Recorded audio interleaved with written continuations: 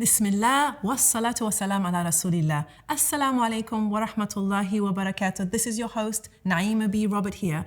And I'd like to thank you for joining me for this very first episode of A Sister's Ramadan Season 4.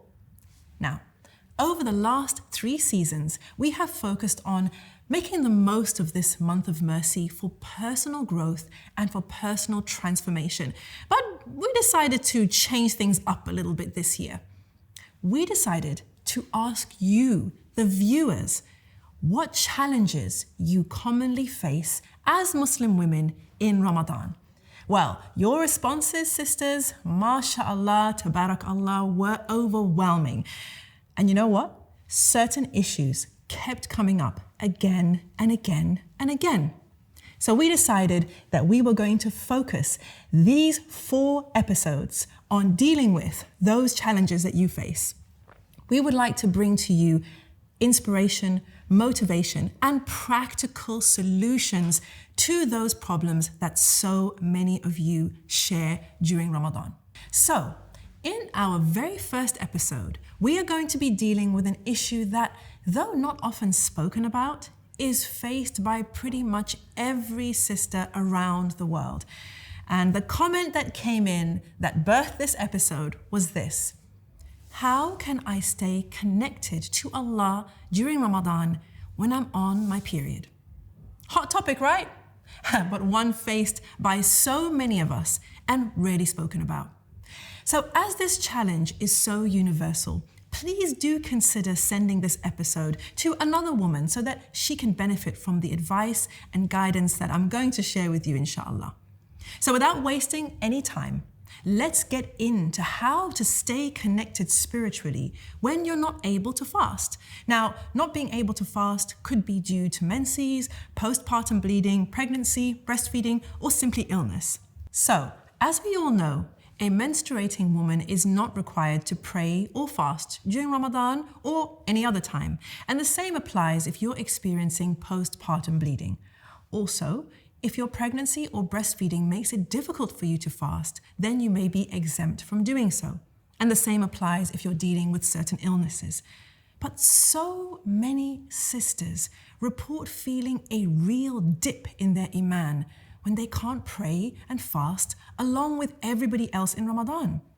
They may experience feelings of isolation, resentfulness even, and frustration that they can't do what everybody else is doing.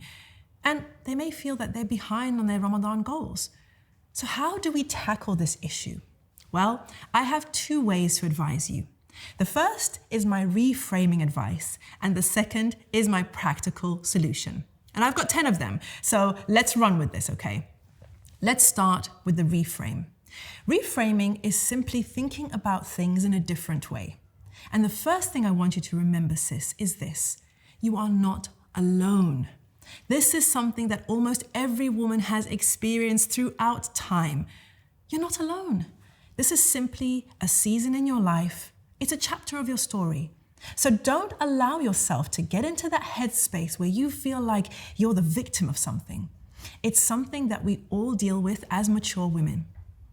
Then the second reframe that I have to offer you is this: not being required to fast and pray while you're on your menses is a mercy from Allah subhanahu wa ta'ala. This shows us that we have a Lord who knows us, who understands us, who knows what we need and knows what is required of us. So frame it that way for yourself.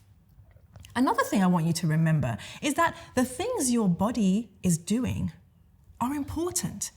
Your cycle, the fact that you've given birth, that you may be carrying a baby, that you are feeding a child, this is azim. This is great. Great in the eyes of Allah. And it's great in terms of human life. You're doing great, sis. Don't make yourself feel bad because your body requires its haqq. And that's the other thing I want you to remember. Your body has rights. You are responsible for making sure that you stay healthy and safe. And the fact that you're not allowed to fast at this time is a mercy for you. So take it that way. And then I want you to remember that Islam allows us holistic worship, meaning that just because you can't pray doesn't mean you stop worshiping Allah. As you'll see in my practical advice, there are tons of ways that you can stay connected spiritually. But sis, the battle in the mind must be won first. So with the practical advice, here are 10 ways to stay connected spiritually during Ramadan. Because at the end of the day, Ramadan is a blessed month, a month full of barakah, a sacred month. Whether you are fasting or not, the blessings are intrinsic in this time. So don't forget that. Okay, practical tip number 1, making dua. Use this time to make copious amounts of dua. Stay connected by speaking to Allah on a regular basis throughout the day, at the times of the 5 daily prayers. Don't forget the power of dua to change your circumstances, to change your situation. Make that dua list, sis. Get clear on what it is that you want to ask of your Lord. And use this time when you may not be praying, you may not be fasting, to engage in sincere dua from the heart. Number 2, making dhikr. We don't want to forget our adhkar. Remember, no restrictions on making adhkar when you are menstruating or postpartum bleeding or anything else. So make the most of it. The adhkar that you've memorized, use them. And memorize some new ones. Find out some adhkar that you may not be familiar with, some dhikr from the sunnah that you haven't memorized yet. Go ahead, commit it to memory and use it. There are literally adhkar for every circumstance. So get plugged into that, inshallah, and make the most of that. Number 3, engaging with the Quran. Now, you may not be picking up the mushaf and reading the Quran, but what's stopping you from listening to it? What's stopping you from reading the translation, the tafsir? What's stopping you from reciting according to some schools of thought? Staying connected to the Quran will keep you in that frequency, on that wavelength of ibadah, of connection with Allah and His word. There's no need to abandon the Quran just because of your personal situation. So make a plan for staying connected to the Quran. Number 4, sadaqah. Yes, sis. Give, give, give. Make a plan for exactly what you want to give and how every day in Ramadan, whether it's money, goods, or just a good deed. It's available to you. Make the most of it. Number 5, seeking ilm, seeking knowledge. Again, there are no restrictions here, sis. Reading Islamic books, listening to religious lectures, taking a course, following a series. We are spoiled for choice when it comes to knowledge about our deen. So while you're not praying and fasting, why not prioritize attending a lecture, listening to a series on YouTube, or whatever it is that's easy for you? Just make sure that you do it. Don't get lazy now. Now, number 6, engaging in shukr, gratitude. Yes, sis. While you're not praying and fasting, engage in gratitude. Get a gratitude journal.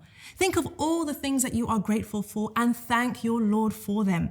Those blessings haven't stopped just because you aren't praying and fasting with everyone else. So keep your heart connected by engaging in shukr. Number 7, seeking forgiveness. This is another crucial way to make sure that your heart stays engaged, as Ramadan is the perfect time for us to reflect on our deeds, the mistakes we've made, things we should have done, and ask Allah's forgiveness to be able to draw closer to Him. And number 8, feed the fasting people. I'm going to invite you to consider helping others through offering iftar so that they can open their fast with your food. You get the reward for their fast, mashallah, and you get to stay connected with family, friends, and the community. And even if you're not praying and you don't feel up to it, why not volunteer to cook at the masjid or to donate some meals to your local drive? Find out what's available and how you can stay involved. Then number 9, praying tahajjud. Sis, I don't want you to miss out on the blessings of tahajjud. A lot of people think, well, I'm not praying at the moment, I'm not fasting. Why wake up in the last third of the night? Sis, that time is still a blessed time. What could you do if you woke up to remember Allah in the last third of the night? Could you listen to Quran, make dua, make your dhikr, or simply sit, reflect, and contemplate? I don't want you to miss out on that special blessing of the last third of the night. So get it in. And number 10, get satisfaction from serving others. While making sure that you're taking care of yourself, be available for others. Ramadan is not simply about our own needs and our own goals. It's about being there for others for the sake of Allah. And whether you are praying or fasting or not, you can still do that. So I hope that those 10 tips have shown you how possible it is to stay spiritually connected, even if you're not praying or fasting for whatever reason. Did any of these tips make sense to you? Did you find any of them useful? If so, let us know online. Make sure that you tag Eman Channel and myself, Naima B. Robert. And if you benefited from this episode, please do share it with the women in your life. Share the link, tag them, relay the tips. And don't forget that we have a very special handbook that accompanies this series. And in that handbook, you will find the notes from every episode, relevant links, and reflection questions for you to deepen your understanding of the topics addressed. Go to the link on the screen to download your copy. And that is it from me.